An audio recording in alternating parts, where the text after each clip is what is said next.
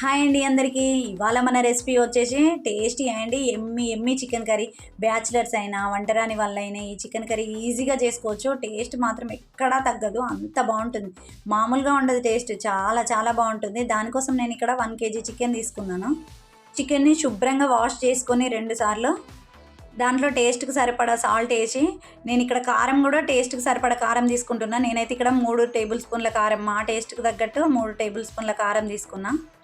కొంచెం పసుపు వేసి బాగా కలపాలి. ఎట్లా అంటే ముక్కలకు బాగా పట్టేలాగా. ముక్కలు ఎప్పుడైనా చికెన్ కర్రీ కోసం పెద్ద సైజు కొట్టించుకోవద్దు, కర్రీ కోసం మాత్రం మీడియం సైజు ఉంటేనే టేస్ట్ బాగుంటుంది. ఉప్పు, కారాలు, పసుపు మొత్తం ముక్కలకు పీసెస్కి బాగా పట్టేట్టు కలిపి పెట్టుకొని ఒక పావు గంట 20 నిమిషాలు పక్కన పెట్టుకుంటే మంచిగా ముక్కలకు పడుతుంది. ఇప్పుడు స్టవ్ వెలిగించుకొని కర్రీ కోసం ఒక ప్యాన్ పెట్టుకోవాలి.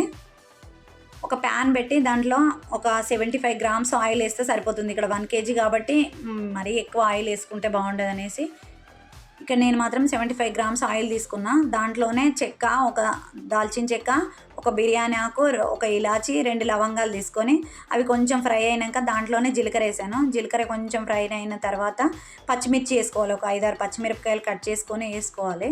ఇప్పుడు సన్నగా కట్ చేసిన ఆనియన్స్ వేసి, ఆనియన్స్ ఎంత మంచిగా ఫ్రై అయితే కర్రీ కూడా అంత టేస్ట్ బాగుంటుంది. ఇక్కడ చూపిస్తున్నట్టుగా బాగా ఫ్రై అయ్యి ఇట్లా కొంచెం కలర్ చేంజ్ అవుతుంది. అప్పుడు మనము అల్లం ఎల్లిగడ్డ పేస్ట్ వేసుకోవాలి. ఒక టేబుల్ స్పూను అల్లం ఎల్లిగడ్డ పేస్ట్ సరిపోతుంది 1 కేజీకి. అల్లం వెల్లిగడ్డ పేస్ట్ వేసినాక బాగా ఫ్రై చేయాలి. ఎందుకంటే పచ్చి వాసన పోయితేనే బాగుంటుంది కాబట్టి పచ్చి వాసన పోయేంత వరకు ఫ్రై చేసినాక దాంట్లో కొంచెం పసుపు వేసుకోవాలి. ఆల్రెడీ మనం కర్రీలో వేసాం కాబట్టి ఎక్కువ ఏం అవసరం లేదు, లైట్గా పసుపు వేసుకోవాలి.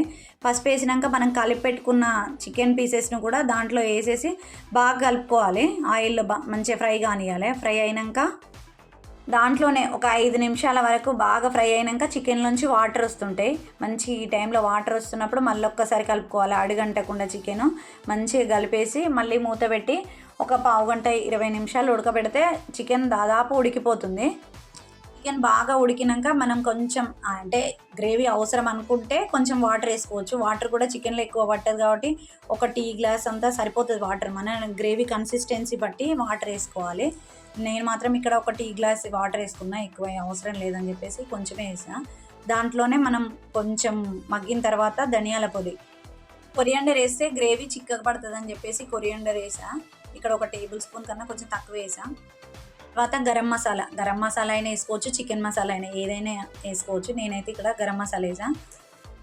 చికెన్ కర్రీ ఇప్పటికే ఉడికిపోయి ఉంటుంది. ఈ టైంలో కొంచెం పుదీనా వేసుకొని ఆ తర్వాత ఫైనల్గా కొత్తిమీర వేస్తే ఎంత టేస్టీ అంటే టేస్టీగా, గ్రేవీగా చాలా చాలా బాగుంటుంది. తప్పకుండా మస్ట్ ట్రై.